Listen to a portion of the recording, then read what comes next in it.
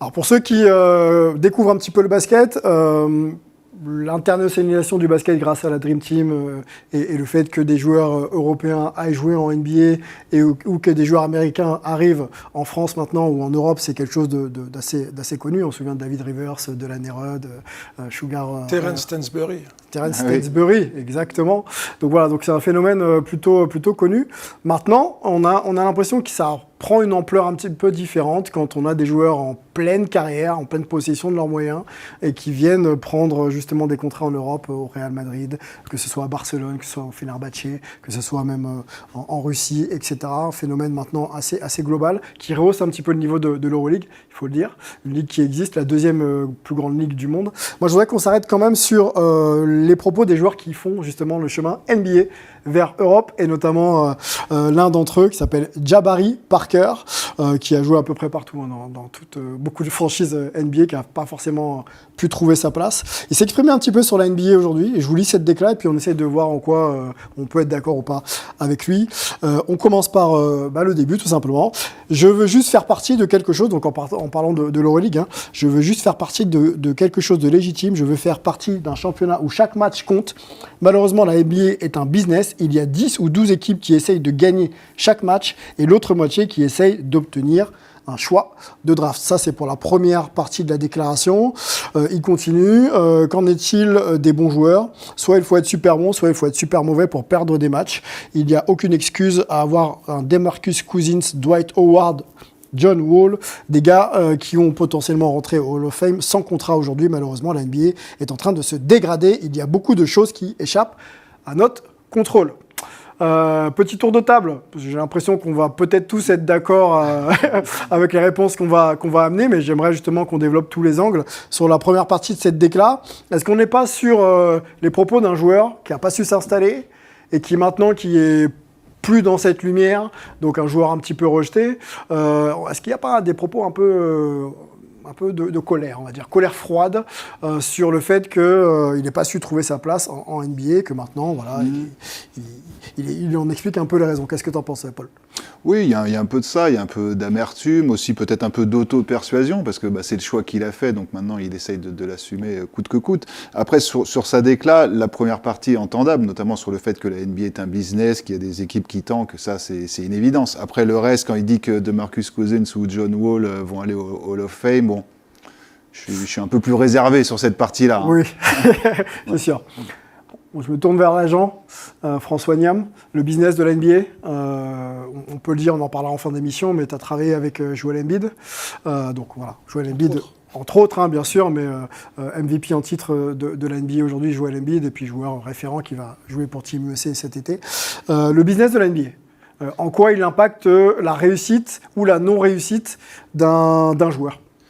Je vais essayer de faire simple et concis. Aujourd'hui, la NBA, c'est une ligue fermée à 30 équipes avec 17, 18 contrats en comptant les contrats garantis et les two-way. Ouais. Ça fait quand même peu de joueurs. Ça fait 400, si on fait les maths, 460 ou 480 joueurs par équipe. Il fut un temps, la NBA était fermée à l'Europe ou au reste du monde. Donc, c'est les joueurs sortis d'université qui allaient en NBA. Aujourd'hui, il y a ces joueurs-là, parce qu'il y a 60 choix, plus tous les joueurs de la planète. Donc au bout d'un moment, tous les ans, il y a du monde qui arrive et le nombre d'équipes reste le même, le nombre de contrats garantis reste le même. Donc ça ne fait que grossir et on est obligé de libérer des joueurs. Ce qui fait que le business de la NBA devient complètement du business parce que y a des droits télé, il faut vendre des maillots, il faut remplir les salles et pour ça, les gens viennent voir du spectacle. Donc ça se divise en deux. Soit on est une superstar, Kevin Durant, Steph Curry, LeBron James, on les connaît, il y en a une vingtaine. Soit on est dans l'obligation de devenir un role player. De nos jours, le role player qu'on a pu connaître dans les années 90 est revenu, on va dire, le modèle de la NBA. On trouve du job si on sait faire quelque chose de spécifique en NBA. Et il faut être élite à ça, ce qu'on appelle un élite role player. Okay. Défenseur, rebondeur, peu importe, je veux dire, un Draymond Green, c'est un élite role player aujourd'hui. Okay. Alors il est All-Star, il est champion NBA à plusieurs reprises, mais c'est pas dit qu'il n'est pas dans la situation des Warriors à l'époque, ils sont encore en NBA. Donc, je peux comprendre la frustration d'un Jabari Parker qui était pour le coup super fort. Je l'ai côtoyé justement à l'époque de Joel Embiid. Ouais. On était dans la même agence tous ensemble. C'était un des joueurs représenté par BJ Armstrong dans l'agence dans laquelle je bossais. Donc je l'ai vu tous les jours aux entraînements. Je sais à quel point il est fort. Malheureusement, les blessures font partie de la carrière d'un joueur. Ça fait partie du jeu. Il ne s'est pas remis de certaines de ses blessures. Et puis de là, mauvais endroit, mauvais moment, situation qui n'est pas la bonne. Ça part vite dans l'autre sens. Et puis elle se retrouve à aller jouer en Europe. Est-ce que maintenant l'Euroleague est plus forte que la NBA ou pas? On va en parler de ça tout de suite. Je voudrais que Mélissa complète peut-être un peu les propos de François sur le côté un peu business. On en parle beaucoup et souvent en off. Est-ce que c'est une question de situation, de niveau, ou est-ce que justement il faut être dans cette lumière pour pouvoir garantir de faire plusieurs années en NBA finalement, ou éviter les blessures aussi? Bien sûr, je rejoins totalement ce qui vient d'être dit, parce qu'en plus, si on va encore un peu plus loin, on rentre dans des générations qui sont en train de passer. Aujourd'hui, la NBA, mais même un peu partout, on veut lancer les jeunes. On a cette jeunesse qui est en train de prendre beaucoup de fougue. On a cette jeunesse qui a totalement une identité différente et une mentalité différente. On est aussi dans un business qui est devenu un peu avec les réseaux sociaux, etc. Il faut faire plein de choses. Quand on parle des Marcus Cousins, on parle de tous ces joueurs-là. On parle aussi d'une génération qui va bientôt se terminer. On parle de LeBron James qui vont partir. Les Steph Curry, ils arrivent plus à la fin de leur carrière que leur début. Il va falloir construire une identité de la NBA. Et cette nouvelle identité, elle passera forcément par de nouveaux joueurs. Donc oui, il y a ce côté où il faut épurer, mais il y a aussi ce côté où il faut reconstruire la ligue, il faut reconstruire autour de nouvelles valeurs, autour de nouvelles images, d'identité, trouver plus ou moins le joueur qui va être, on pensait que c'était Ja Morant, mais tout ce qui s'est passé, il est en train de tout casser un petit peu autour de lui. Donc il va falloir trouver ces nouveaux jeunes qui vont être demain l'image et l'égérie de la NBA. Donc non, c'est tout à fait normal ce qu'on est en train de voir en fait. Shai, est-ce que, pour alimenter un peu la discussion, le côté un peu jeunisme aussi de la NBA, c'est vrai qu'on drafte de plus en plus jeunes, après on développe ou on fait jouer, ça dépend de la qualité du joueur, mais est-ce que c'est pas ça aussi le fait qu'on peut se retrouver très vite, si t'as fait 3-4 saisons NBA sans avoir trouvé ta place, en dehors de la NBA quoi. Il y a beaucoup de joueurs qui, je pense personnellement, gagneraient à rester en Europe un petit peu, et qui sont pas prêts, ou qui gagneraient à avoir de la répétition, du temps de jeu, se frotter à de la compétition un peu plus solide. Et quand ils arrivent en NBA, c'est difficile, tu as peu de temps de jeu, tu as des vétérans qui ont leur place. Comme François disait, les rosters sont quand même réduits. Limités, ouais. Voilà, donc oui, après il y a des jeunes qui arrivent et qui cartonnent tout de suite. On espère par exemple pour Victor Wembanyama et d'autres, Bilal Koulibaly. Il n'y a pas une seule vérité, mais il y en a beaucoup, je trouve, qui gagneraient vraiment à rester peut-être, à se former encore sur le sol européen. Il y en a qui le font, c'est une solution. On voit des joueurs qui sont passés qui quittent la France pour aller dans des championnats allemands, en Australie, qui restent dans le professionnel, mais je trouve que c'est des voies intéressantes. Le problème, c'est que dans cette NBA actuelle, qui est un business, il faut comprendre les paramètres de draft. Et de nos jours, c'est quasi impossible. Plus on reste, plus on vieillit, moins on est draftable, dans le sens où la NBA draft sur le potentiel. Comme tu disais, on va drafter un jeune en se disant, sur le premier contrat rookie, c'est un contrat de 4 ans, on a 2 garanties, puis ensuite c'est 2 années, souvent des team options pour année 3, année 4. Ça nous laisse le temps de le voir arriver à 23, 24 ans, le développer, et s'il ne fait pas l'affaire, il sort. Sur un contrat qui ne nous coûte pas cher. En plus, ouais. Aujourd'hui, tous les joueurs, Zach Edey, comment il s'appelle, Luka Garza il y a 2 ans de Iowa, Zach Edey de Purdue, tous les meilleurs joueurs NCAA qui ont le National Player of the Year ne sont pas draftés. Comment on explique ça? Parce que ce sont des mecs qui ont fait 4 ans, qui ont eu le temps de s'aguerrir, qui ont eu le temps de se professionnaliser, qui ont eu le temps de se préparer, sauf que ils ratent le wagon potentiel. Et ils ne sont plus perçus comme un potentiel aux yeux des décideurs de la NBA qui vont mettre de l'argent sur toi, et ils sont vus comme un produit fini. Donc, à moins de gagner le titre NCAA, d'être MOP, peut-être crack into, comme on dit, le deuxième second round, il y aura des exceptions toujours au premier tour, mais ça sera souvent des jeunes joueurs européens ou des jeunes joueurs sortis de high school il y a 1 an, des one and done. C'est le business aujourd'hui de la NBA.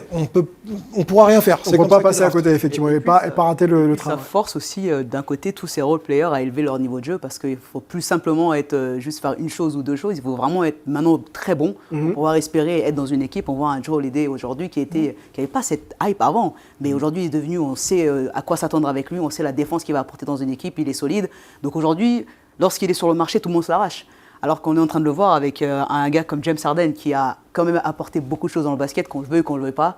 Son style de jeu aujourd'hui, si tu vas promener dans les il n'apporte pas beaucoup de choses aux Sixers. Mais exactement, mais un mec comme ça, qui va peut-être qui peut se mettre sur un marché, on n'a peut-être pas grand monde qui en veut. Donc c'est se rendre compte à quel point que Moi, j'ai eu les deux opposés. J'ai eu Joel Embiid, qui était un franchise player et qui, pour le coup, est une star. Et j'ai eu Lungba Moute, qui a fait une carrière de 13 ans en NBA parce que c'est un role player. Parce que s'il ne se rend pas dans cette niche, justement, de défenseur et de ce qu'on appelle lockdown defender, où tu vas défendre sur toutes les stars que tu rencontres, peut-être qu'il n'est plus en NBA, ou en tout cas, peut-être qu'il ne fait pas 13 ans en NBA. Donc c'est un petit peu le modèle de la NBA actuelle. Aujourd'hui, il n'y a pas trop d'intermédiaires, et c'est ce que Jabari Parker dit aussi. Les équipes, il y a celles qui vont jouer le titre, ou qui potentiellement peuvent la jouer. Puis beaucoup d'autres équipes ont pris le parti de tanker, comme on a pu le voir à l'époque justement des Sixers avec Sam Hinkie et le process qu'il a fait pendant de longues années pour reconstruire. Je suis désolé, les Spurs l'an dernier... Alors ils ont dit qu'ils ne jouaient pas trop le tanking. Je pense qu'il y avait un tanking général en NBA. On ne va pas dire le contraire. Quand il y a un joueur générationnel comme ça. On ne peut pas leur en vouloir parce qu'au final, d'un côté, les équipes, elles cherchent quoi ? À trouver un franchise, un joueur sur lequel ils vont pouvoir s'appuyer, construire à long terme. On a pu le voir avec différents joueurs à l'époque qui étaient là. Les Jordan, ils l'ont fait avec les Bulls. On a un Damian Lillard qui l'a fait aussi. Mais on essaie aussi de trouver quelqu'un sur lequel on peut s'appuyer, construire autour pour essayer de développer et pouvoir espérer de gagner. Donc, si ça te prend 1 an, 2 ans, 3 ans, 4 ans, 10 ans, au final, c'est ça qui est génial parce que la franchise, elle va se dire, OK, on n'a peut-être pas les moyens aujourd'hui, on n'a peut-être pas les joueurs aujourd'hui, bon, on se laisse 4 ans, on se laisse 5 ans. Et si c'est pas ça, sans te couper, si c'est pas ça, c'est carrément tanker pour reconstruire vite en se disant, j'ai un numéro 1 que tout le monde va vouloir, mais je peux le trader directement contre des pièces plus matures, 2, 3 ou 4 joueurs qui vont m'aider à gagner tout de suite. Exactement. C'est du business. C'est du business, c'est une stratégie en fonction effectivement des opportunités. Les franchises saisissent et essaient de développer autour de ça. Et après, on ne peut pas en vouloir aux jeunes non plus de dire oui à la NBA, puisque le train va peut-être pas passer une deuxième fois. C'est un rêve pour la plupart d'entre eux. Donc, c'est se mettre à l'abri aussi. Voilà, et puis les familles à l'abri, la daronne, comme on dit. La daronne, il l'a sorti. Bravo, Paul. Revenons sur l'Euroleague justement et ces joueurs qui font le chemin inverse, qui partent de la NBA et qui reviennent donc en Europe. On va parler de Kemba Walker, puisqu'il est du côté de Monaco. Il a joué d'ailleurs son premier match de la saison avec Monaco, victorieux à l'Étoile Rouge de Belgrade. On peut parler des frères Hernan Gomez. On peut parler de qui d'autre ? Yann Mirotic, Serge Ibaka du côté du Bayern. Est-ce que c'est pareil, c'est des choix par défaut, selon toi, Shai, ces retours, ou est-ce qu'ils vont venir impacter l'Euroleague et être eux-mêmes ? C'est clairement, enfin là pour eux, dans ces cas de figure-là, c'est clairement des choix par défaut parce que c'est des joueurs qui n'avaient pas la possibilité de rester en NBA avec une situation ou un contrat qui leur aurait convenu, je pense. Ça vaut aussi pour Jabari Parker. Enfin, c'était un numéro 2 de draft, c'était un énorme potentiel. Il n'arrivait plus à trouver de place, donc c'est logique qu'il tente de revenir là. Après, c'est pas incompatible avec le fait de vouloir une situation compétitive, d'apprécier le format de l'Euroleague, où chaque match compte, comme il le dit. Donc je pense que Kemba Walker il n'a pas choisi le contrat le plus juteux, et sinon il serait parti en Chine, par exemple, ou enfin d'autres destinations. C'est le challenge le plus facile aussi. Voilà, c'est pas le challenge le plus facile. Donc il y a un bon mix, ça peut être ça, un mix de compétitivité et un choix par défaut parce qu'en NBA, ils n'y arrivent plus. S'ils avaient trouvé un spot qui leur convenait, je pense, en NBA, ils seraient restés. François, quand on fait justement le chemin NBA Europe, on a développé des skills et une manière d'appréhender le jeu en NBA qui est différente de l'Euroleague.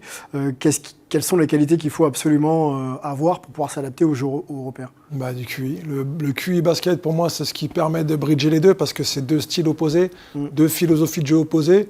Et ceux qui comprennent comment jouer au basket avec et sans ballon, en général, peuvent exceller en Euroleague ou ailleurs. Mais il y a aussi beaucoup de joueurs qui ont été forts en NBA ou corrects en NBA qui arrivent et qui ne sont pas forcément dominants en Euroleague. Parce que du coup, c'est une autre culture, c'est une autre philosophie, c'est une autre mentalité. On va au bout des 24, on met des systèmes en place. Le jeu est beaucoup plus demi-terrain et moins isolation, où on lâche les chevaux, ça court en 1 contre 1 toute la vie. Donc ça peut aussi déstabiliser pas mal de mecs qui n'ont pas cette habitude-là. Okay. Et les Américains de nos jours, depuis petit, ils jouent en high school.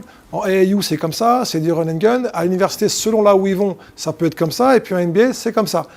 Donc ça peut être quand même un choc thermique d'arriver en Euroleague et avoir un Malkovich de l'époque où c'est tous ces grands coachs qui vont dire écoute, tu me mets là, tu joues horn bas, horn haut, maillot, tu prends 2 staggers en bas, tu remontes. Ça peut être compliqué à comprendre. Et on voit que c'est aussi compliqué dans l'autre sens, avec les anciennes stars de l'Euroleague qui vont en NBA, qui n'arrivent pas à s'adapter. Là, on a les exemples récents, là c'est encore tout frais, mais Micic, par exemple, avec le Thunder, il a joué 26 minutes contre Charlotte, il a dit « j'ai l'impression d'avoir joué 45 ». Donc le rythme est vraiment complètement différent. Quoi. Donc, et puis il y avait ceux d'avant, Teodosic, qui était une superstar en Europe, qui était un des meilleurs joueurs. Tout le monde disait qu'est-ce que ça donnerait en NBA, ça serait fantastique, et il a eu du mal, quoi, parce que c'est presque trop simpliste par rapport à ce que... Nando aussi, on en parle parlé en off, Juan Cannavaro, qui était la bomba de Barcelone, qui n'a pas marché du côté des Grizzlies. Donc ça en fait beaucoup. On reste sur l'Euroleague et peut-être ce transfert un petit peu de franchise ou de place forte qui pourrait survivre en NBA. En préparant l'émission, on en discutait avec François, l'exemple du Real Madrid, dans les infrastructures, la formation, le fait que ce soit un club de haut niveau. Ils ont rencontré d'ailleurs les Mavs là, en pré-saison de Dallas. Ça s'est bien passé d'ailleurs pour le Real. Est-ce que c'est une place comme ça, le Real, qui pourrait exister selon toi sur tous les plans, en business aussi d'ailleurs, en NBA? Oui, je pense qu'il n'y a pas beaucoup d'équipes comme le Real Madrid en dehors de la NBA, mais il existe 5-6 équipes, je pense, ou allez, une dizaine, si on veut être large, de très haut niveau infrastructure, au niveau talent, au niveau budget, au niveau tout, qui peuvent réunir, on va dire, ces éléments que les franchises NBA ont. Moi, pour avoir accompagné un gamin dont je m'occupe aussi à l'époque en jeune à Madrid, j'ai eu l'occasion de découvrir les infrastructures de Real. Effectivement, c'était la première fois. Ça marque. On se rend compte que, d'accord, là, on n'est plus, sans manquer de respect à notre hexagone, on n'est pas au Portel, on n'est pas à Bourg-en-Bresse, on n'est pas à l'Hermine de Nantes. Real de Madrid, c'est quelque chose, je pense, qui a mis les moyens. C'est une institution où il y a une culture de la gagne, où il y a des moyens, une fois de plus, matériels mis à disposition des joueurs pour performer. Par contre, c'est pareil, c'est l'usine. Si on n'est pas bon tout de suite, la prochaine génération arrive. Ça va très vite, ouais. Peut-être un petit parallèle aussi avec l'Asvel qui essaye de faire des choses. Là, il y a une nouvelle salle qui va arriver à l'hiver, enfin même à l'automne, là, dans quelques semaines. Les budgets qui augmentent, je crois que les chiffres ont été donnés, je crois qu'il y a 20 millions de budget, ou 21 quasiment pour l'Asvel cette saison. Donc, ça a l'air de commencer un petit peu à se structurer, le projet mené par Tony Parker. Un petit mot d'ailleurs avec toi, Mélissa, je sais que tu suis un peu l'Euroleague, tu as même été sur le terrain d'Euroleague féminine il n'y a encore pas longtemps. La saison de l'Asvel, la saison de Monaco, tu penses que ça peut faire quoi cette année? Je pense que Monaco, moi je mise pour Monaco parce que ça paraît plus solide en termes d'encadrement, en termes de que ce soit off et on the court. Ouais. On t'a compris. Sur et en dehors du terrain. En dehors et sur le terrain, ça paraît quand même un peu plus solide, un peu plus structuré. Les joueurs, on voit quand même une certaine cohérence dans garder les joueurs, certains noyaux et essayer d'évoluer avec ça. Donc ça paraît un peu plus solide alors que l'ASVEL, on a un côté, on ne sait pas vraiment... Ça a l'air de pas toujours bien matcher, ça tourne beaucoup, on achète des joueurs et puis non, ça va pas, et puis on change, et puis ça va pas. On a d'un côté une réelle identité, on sait où on va, on a un coach solide, au pire ça marche pas, mais on a quand même quelqu'un qu'on a gardé là, on a un noyau de joueurs qui sont restés les mêmes, qui jouent ensemble, qui commencent à avoir l'habitude de jouer ensemble, qui connaissent aussi comment ça se passe, comment ça joue en Betclic, comment ça joue en Euroleague.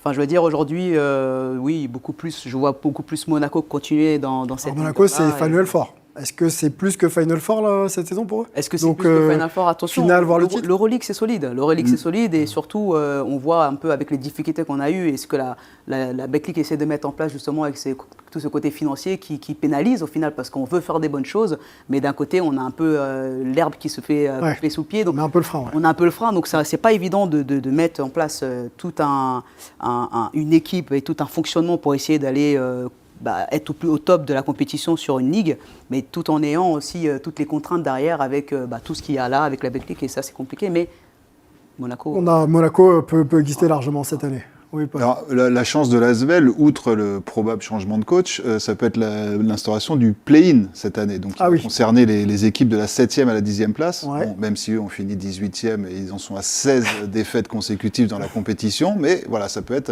accroché à la 10e place. Toujours positif. C'est important.